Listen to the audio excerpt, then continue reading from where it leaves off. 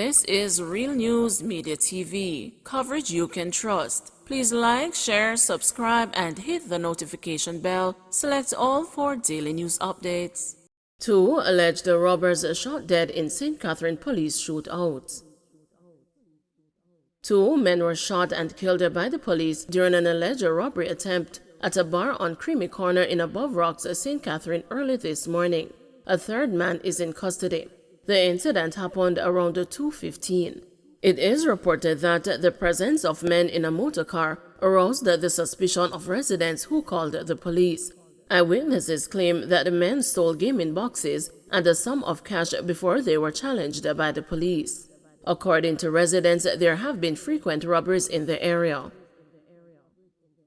Hanover police named 10 wanted men. The Hanover police have listed 10 men as wanted for various crimes in the division. Being sought are Ricardo Palmer, otherwise called Richie, who is wanted for murder; Eric Clark, otherwise called The Legacy, whose last known address is Cash Hill, Hanover. He is wanted for murder; Vernon Shearer, otherwise called Van Dam, whose last known address is Upper Rock Spring, Hanover. He is wanted for abduction, rape, illegal possession of firearm, and assault at common law. Keon Kessel, otherwise called the Castle, whose last known address is Guava Walk in Unity Hall, St. James. He is wanted for shooting with intent. Ricardo Robinson, otherwise called the Travis Archama, whose last known address is Smithfield District in Cascade, Hanover. He is wanted for wounding with intent and illegal possession of firearm.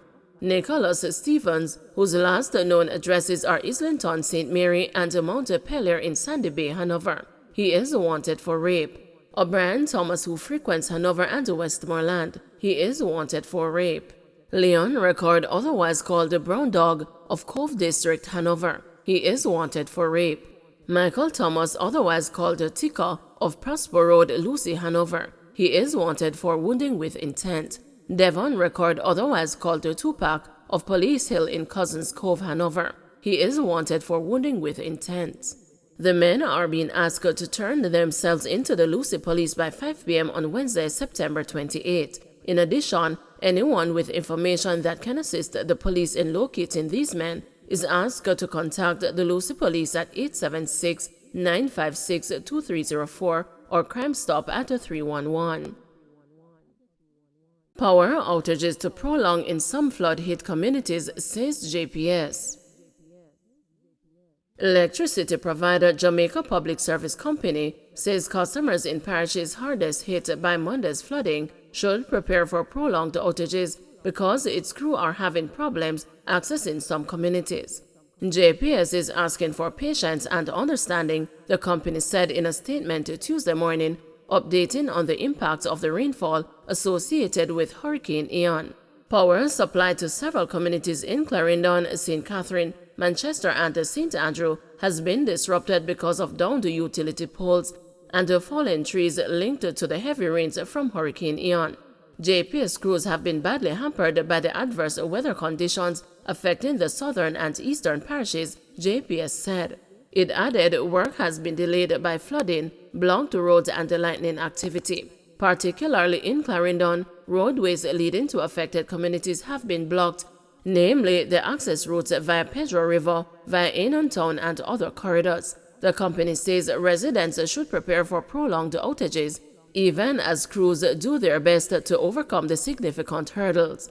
JPS said its teams are also facing difficulty in St. Catherine and Manchester, where several poles were uprooted and washed out. In rural St. Andrew, teams attempting to restore Bowden Hill were forced to halt due to the deteriorating conditions. The company said its crews worked late Monday night where possible. Bog Walk Gorge is still closed. The National Works Agency says the Bog Walk Gorge in St. Catherine remains closed. On Tuesday morning, NWA Communication Manager Stephen Shaw said water was still flowing over the bridge. He said the entity will have to carry out an assessment, then bring out equipment to address silt and debris when the water subsides. The water has since subsided, and the NWA was busy removing silt from the gorge by early afternoon. Even if we had a situation with water flowing beneath, there is always the deposit of silt and debris that we have to respond to. So our first order of business is to complete our reconnaissance, and then we'll have to possibly mobilize equipment to go into that space to have it reopened. So we may very well have a little bit more time before we are in a position to say to the public that this corridor is reopened. Early childhood school vandalized in St. Elizabeth. An early childhood institution in Santa Cruz, St. Elizabeth, was vandalized over the weekend. The thieves stole snacks, damaged the door, and ransacked offices at the Roosevelt Play and Learn Early Childhood and Preparatory School. The school is conducting a further assessment of the damage, which was discovered on Monday. Its secretary, Rose Miller, told the news that it was the third time this year that the school had been targeted. Ms. Miller said the school was also vandalized 2 weeks ago, and similar to that time, it appears the thieves spent the weekend.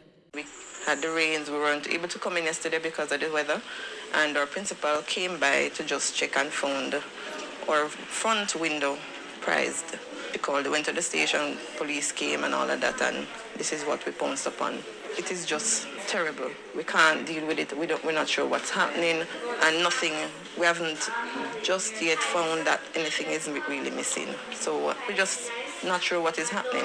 We have snacks. They eat all the snack, even in our sick bay, which is all the way to the back. They take the snacks there and they eat and throw down and ravel the bed. We're not sure. We had to dispose of our sheets the last time. We have to do it the same thing. Well, we're going to have to do that this time again. Spanish Town Hospital scales down operations due to leaking roof. The Spanish Town Hospital in St. Catherine has been restricted to admitting only emergency cases as a result of the impact of rains associated with Hurricane Ian. The Southeast Regional Health Authority has advised that elective surgeries have also been scaled down. However, it says obstetrics and outpatient services remain unaffected. Senior medical officer at the Spanish Town Hospital, Dr. Jacqueline Wright James, says the clinical operations of the accident and emergency department and the sections of the operating theaters have been affected by leaking roofs. We have also had to relocate some patients from some affected areas to drier sections, she pointed out. Wright James added that the hospital's management has been working to identify solutions to the weather-related issues affecting staff and the patients. Wright James further explained that if severe weather conditions continue, the hospital will work with other health facilities in the region to accommodate some surgical patients. In the meantime, the hospital's management says a video circulating on social media about flooding at the institution is an older video from Hurricane Elsa in 2021 and does not depict the current realities. Damage assessment ongoing in several parishes following heavy rains. Damage assessments are ongoing in parishes severely affected by heavy rains associated with Hurricane Ian. National Works Agency teams were deployed this morning to reopen blocked roads. Clarendon and St. Catherine recorded the most damage to road infrastructure and property after the heavy showers triggered major flooding. Mapen Mayor Winston Maraj says the team from the Clarendon Municipal Corporation will be working with the NWA to clear blocked roads and drains. Yesterday we had to open one in the town of Mapen, that's in the Western Park area, Harris Street, because what happened is that drain was full to capacity and was overflowing into some homes around there and Box Avenue and those areas. So we opened that center, the Church of God, Harris Street, and but they're back home now. Some people had to move in with relatives and friends on higher ground all over the parish, but they're back home now.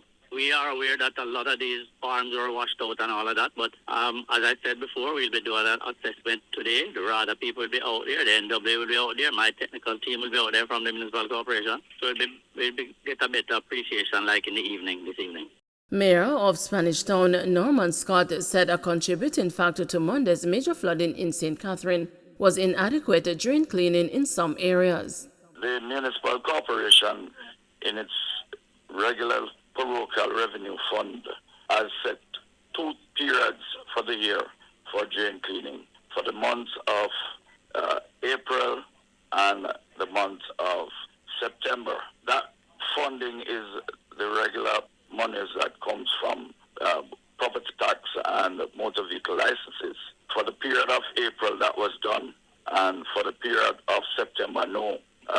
because we just got into September and that money would not have come until, and in recent times, our funding has been extremely late.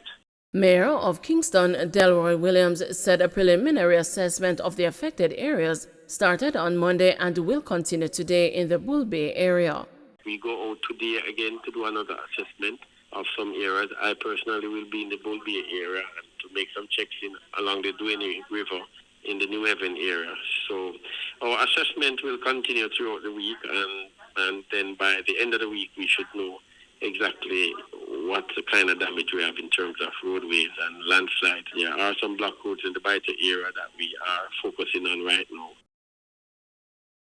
Don't forget to like, share, subscribe, and hit the notification bell. Select all for daily news updates.